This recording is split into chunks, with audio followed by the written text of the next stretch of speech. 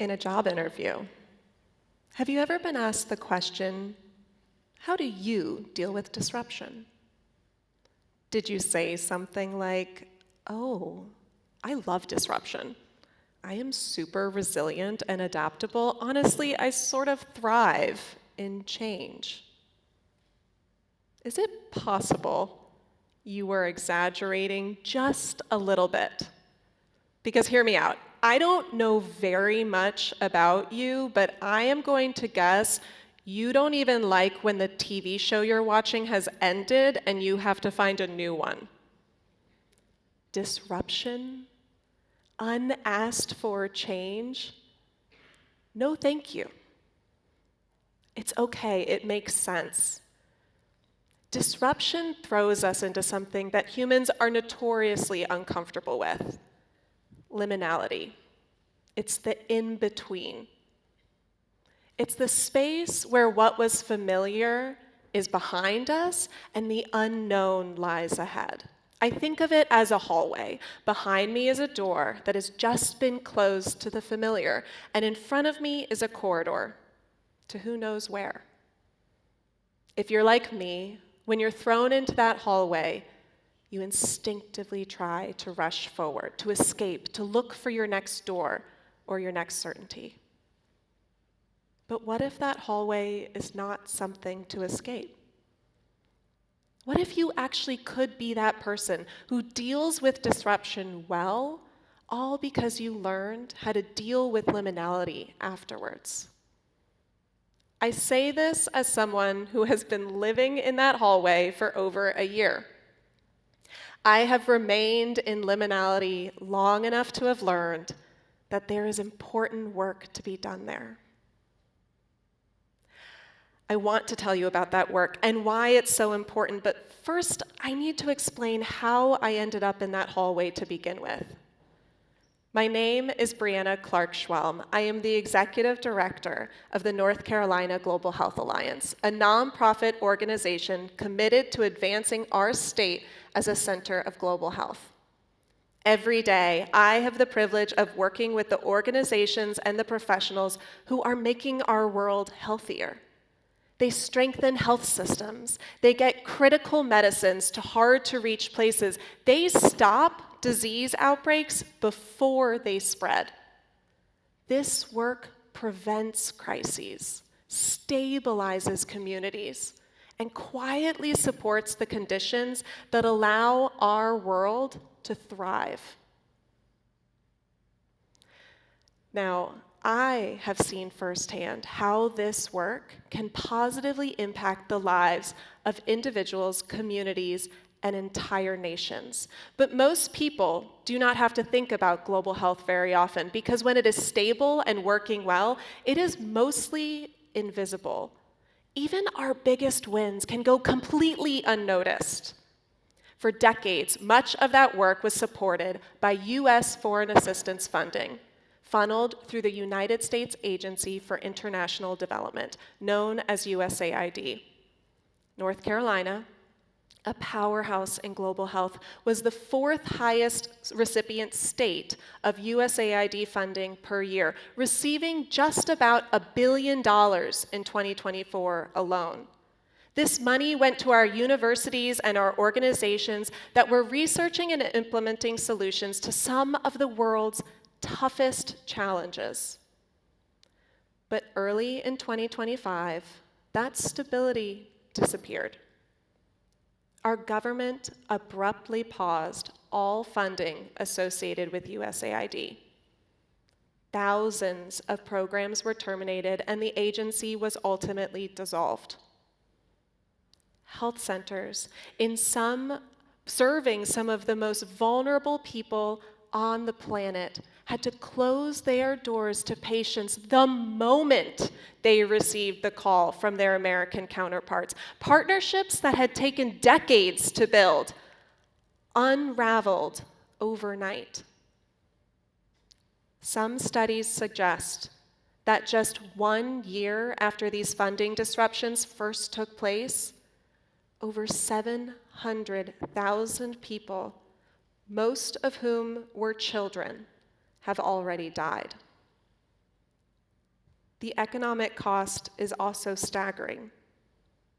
More than 20,000 Americans lost their jobs, and overseas, an estimated 250,000 of our international colleagues lost theirs. I was not watching this unfold from a distance. I was living this in real time. I was the person who received urgent text messages from many of the hundreds of North Carolinians who had suddenly lost their jobs. I tracked the fallout here in our state, and then I sat across the table from members of the United States Congress and explained to them how this was hurting people here and everywhere. To say it was devastating is an understatement. The only way I can describe it is every day for months, it felt like I was running at 100 miles per hour through quicksand. No matter what I did, no matter what any of us did, we went nowhere. And don't get me wrong, I was one of the lucky ones. I kept my job. But even for people like me who kept their jobs, everything was different. The ground beneath our feet had shifted, and uncertainty was suddenly the only certainty.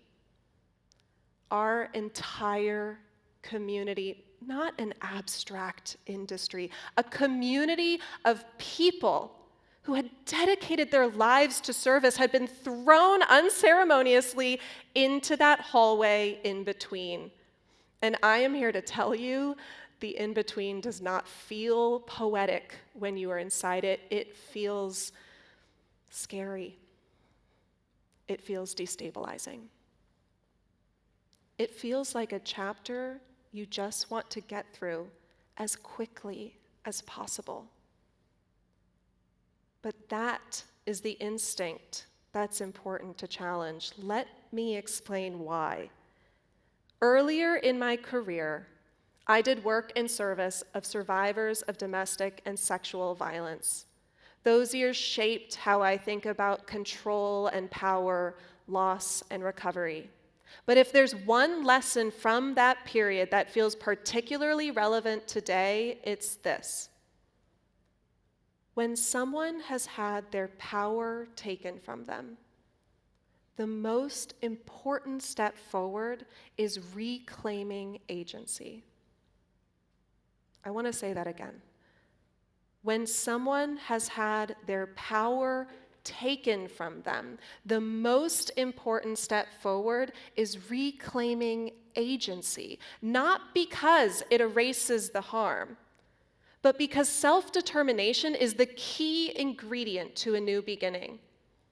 Survivors of interpersonal violence do not get to skip over the in-between. They have to stand within it, pull from tremendous courage, and chart their own course forward. I do not draw on this lesson lightly. Our experiences are not the same, and the stakes are profoundly different. Yet survivors' determination to reclaim their power after everything was taken from them, all while standing firmly within the in-between, it offers a clarifying frame for understanding what so many in global health found themselves doing this year. Someone else's decisions, far beyond our control, threw us into that hallway. But we refused to accept what was forced upon us. We decided to move back towards self-determination and agency by taking 3 big intentional steps. Our first step, we rebuilt community. When a job disappears, the relationships tied to that job often disappear with it. Our phones and our emails and our calendars, they all go quiet. But when the familiar rhythm of work evaporated, my newly unemployed peers didn't let community go with it. Instead, we built new infrastructure to support connection. We hosted group chats, so many group chats. We had meetups and support groups. We helped each other apply for jobs. A friend hosted storytelling events. We went to parks and breweries and libraries. We showed up, and then we showed up again. What had once been professional proximity became chosen, intentional community. It was no longer dependent on a funding stream or an org chart or even a floor plan. It was sustained by people choosing not to face that hallway alone and deciding to not let anyone else face it alone either. Our second step. We redefined contribution, and in doing so, untangled self-worth from a job title. For so many of us, it is easy to fuse our identity with our occupation. Our job titles become shorthand for who we are. I am a blank. But what happens when someone else erases that job title? Who are you without an institution under your name or funding at your back? My peers confronted these questions with courage and curiosity. I still remember my awe last summer when a research scientist I know sent me a series of text messages. This is a woman whose global health contributions to preventing the spread of HIV have saved countless lives. She had sent me photos of a new native plant garden, a safe haven for pollinators that she had grown with her own 2 hands. Her career of over 25 years came to a screeching halt. She was thrown into the unknown, and she grew a garden. A friend of mine who had just started her dream job, when it disappeared, she put her energy into writing and publishing a book. Someone else with decades of experience in diplomacy put her interviewing skills into hosting a podcast. I know people who volunteered locally and joined groups, local community groups, people who took care of sick family members and made art. Many of these were pursuits they had long postponed. The kinds of callings there is never enough time for when productivity defines worth. Some had been sidelined as mere hobbies, alternates to more serious forms of service, but these aren't just hobbies. These aren't distractions from more serious work. These are acts of reclamation. These are reminders that contribution is not confined to a single sector or credential. Service can take many forms, and identity can expand rather than contract in the face of disruption. Finally, our third step. We took back our pen. When you lose your job, the way 20,000 Americans lost their jobs last year, when your world gets turned upside down the way it did for our entire sector, your story no longer feels like your own. Someone else took your pen and co-opted your book. But when someone else's narrative was thrust upon us, we said no. We wrote down our stories and we shared them with the world. I read hundreds of op-eds written by my peers. I watched them on TV be interviewed by journalists. I went through security with them into important buildings to speak to important people. We presented at universities and churches. We even had awkward dinner table conversations with our very judgy uncles. We reclaimed our authorship, much like the survivors I once served who understood that even though they couldn't change what had happened to them, they could control their story today and tomorrow. And that distinction matters. Because while none of us control when certain doors close behind us, we do retain power over our story and how, where, and when we tell it. 3 acts of defiant ownership. 3 steps back toward owning our own lives following disruption. There is a bigger picture here. This is not only about global health or foreign aid.